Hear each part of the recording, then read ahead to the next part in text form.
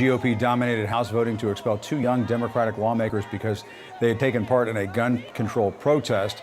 It didn't escape notice that Representatives Justin Jones and Justin Pearson are black, while their white colleague Gloria Johnson also protested, but she survived being kicked out by one vote. Your message to the nation this morning after having been expelled, how are you feeling? What happened yesterday was a very sad day for democracy, not just in Tennessee, but in this nation. And so we have been expelled for standing with our constituents, but I have no regrets and will continue to speak up for District 52 and for Tennesseans who are demanding change. I'd like to add to y'all, they've not backed down from that either. You know, I told them earlier today, I feel like if they would have said, you know what, we messed up. I mean, what American, what human won't bring forgiveness and redemption, but they've doubled down and went so far as to stand in the well today and said, I'd do it again. I mean, you haven't apologized? What is your response to that?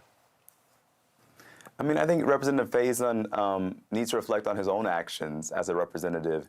Earlier this year, last year, Representative Faison pulled down the pants of a referee because he got mad at a basketball game. And he's still in Republican leadership, not expelled, not sanctioned in any way. And so for him to tell us to apologize for standing up for our constituents, I told the speaker and I told that body yesterday that I would apologize when they apologize to the families in Covenant and in the mass shootings across this nation, particularly in our state, at Covenant and Antioch, in the Waffle House mass shooting, for these reckless gun laws that they passed that allowed people to lose their loved ones. Apologize to the families of the victims of these mass shootings, and we will apologize for our actions. So you could be reelected. Do you want to serve again, Justin?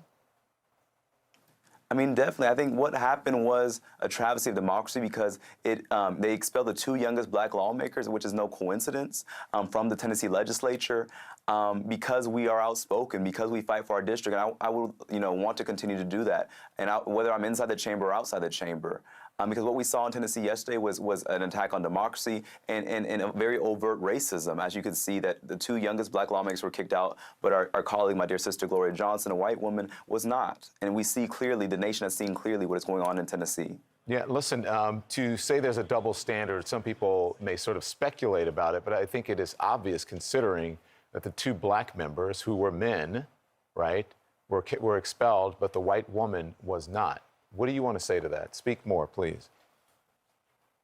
I want to say that this is what we've been challenging all session, was a very toxic, racist work environment where we are not even allowed to speak. That's why we went to the well, because the speaker wouldn't call on us. He cut off our microphones. He ruled us out of order anytime we brought up the issue of gun violence. When I went outside to support the protesters, he turned off my voting machine so I couldn't even cast a vote on the House floor.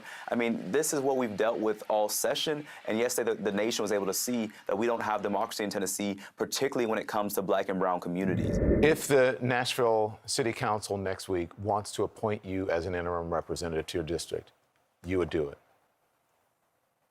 Most definitely.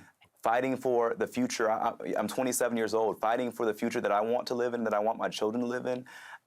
It's worth whatever sacrifice that we have to give, whether it's being expelled, whether it's being in a hostile environment, because I want to create a community that our young people cannot just survive, but they can thrive and flourish.